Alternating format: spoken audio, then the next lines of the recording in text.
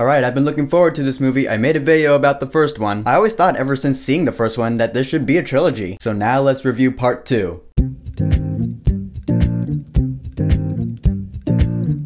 Pacific Rim Uprising. So Pacific Rim Uprising is the sequel to 2013's Pacific Rim, a movie I thought was really awesome because it had giant robots fighting giant monsters and cool characters, all under Guillermo del Toro's direction. I thought it was great. So now we have the sequel, which is not directed by Guillermo del Toro. It takes place 10 years after the first one. The world is getting used to no longer having to deal with kaijus anymore, but when a new global threat appears that does involve the kaiju, we gotta bring the Jaegers back out and we gotta have more fights. The main character is Jake Pentecost, played by John Boyega. He is the son of Idris Elba's character from the first movie, and I actually thought he was pretty good. I just love how charismatic John Boyega can be, because he's a fellow nerd. He really brings it in his performance in this movie. I will say he is more memorable than Charlie Hunnam was in the first one. But then there's this girl named Damara, played by Kaylee Spaney, I think her name is, something like that, and I was not a huge fan of this character. Like I said in my video about the trailer, this girl reminds me of the girl from Transformers 5. You know, she's just this little kid, she's a scrapper. She was less of a Rey ripoff than the girl from Transformers 5 was, but still, she was like, I want to fight, and she came across as really annoying. I pretty much knew she was going to be like that going in, and the fact that she's like one of the main characters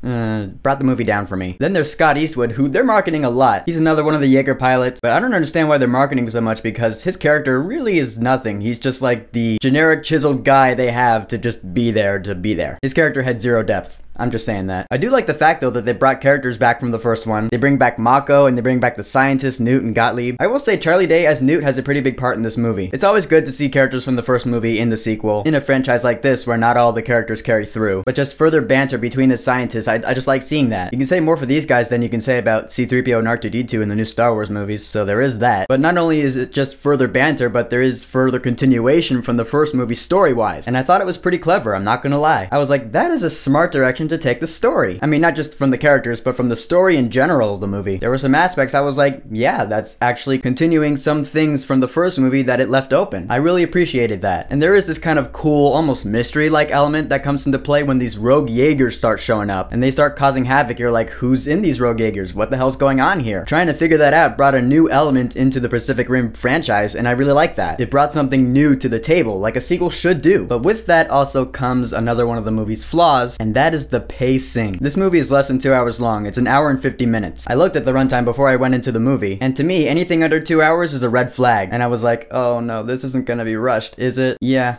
It is. The first half of the movie took a lot of damage from being so rushed, so fast. The movie didn't slow down. It's just boom, boom, boom, scene to scene to scene. Give us some room to breathe, please. I like the cool mystery element with the rogue Jaegers, but it just felt crushed by the hurried feel of it all. I liked some of the characters, I liked the elements of the story, but it felt like it was hurrying to get to the next scene. Almost like the movie's playing in fast forward or something. It was really obvious. That being said, I'm not gonna stand here and tell you the action wasn't awesome, because it was! The problem is the kaiju really are not in the movie that much, but that being said, there is more cool action in the movie to keep you entertained. I mean, there are Jaeger on Jaeger fights. You didn't have that in the first movie, and I thought it was really cool here. And then you do have the kaiju fights. The kaiju fights are awesome too. Again, there's no regard for insurance. Buildings are getting torn down. Cities are just getting screwed, Man of Steel style. These kaijus look awesome. They do look different from the ones in the first one, but I would honestly prefer these ones over the ones from the first one, just in terms of how cool they look. I mean, they just look more real, they're bigger, and they're just meaner. The Jaegers, on the other hand, like I said, they are more Transformers-like than the Jaegers in the first movie. They are more cartoony, they move faster. That being said, they were still cool to see. I mean, you got Jaegers with swords and whips and big chain balls fighting enormous kaijus.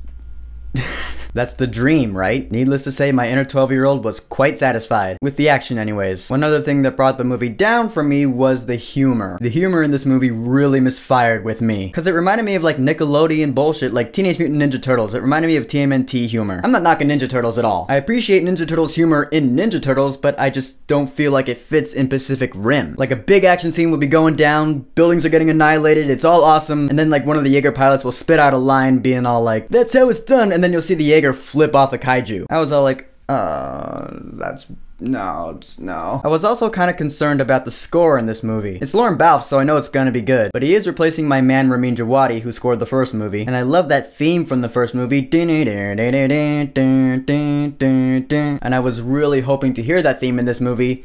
Yes, it is in this movie, thank God, but you only hear it twice. once in a scene towards the end, and again in the end credits sequence. That was kind of a bummer. I was hoping to hear it more, but I did like the rest of the score. It worked in the movie. I didn't really hate any of the music. So props to Lorne Balfe, and I'm still looking forward to the day where he writes one of my favorite scores of the year. So in the end, Pacific Rim Uprising had its good and bad. I like the continuation from the first movie that it had. I like John Boyega's performance. I like the scientist coming back, although the kid Amari just annoyed me and Scott Eastwood's character was nothing. The action and the visual effects were really cool, but the story felt rushed and the humor just really misfired. This movie is worth seeing on a big screen, but I don't know if I would pay 18 bucks for it. So with that, I will say, wait until this movie's at a discount theater, then go see it. I feel kind of bad because I feel like if Guillermo del Toro actually came back to direct this one, it would be better. He dropped out of directing this one to direct Shape of Water. In retrospect, I feel like he made the right choice for himself, but the Pacific Rim franchise took a hit. So Pacific Rim Uprising, have you seen it? What did you think about it? Whatever you think, go ahead and leave a comment. And don't forget to subscribe.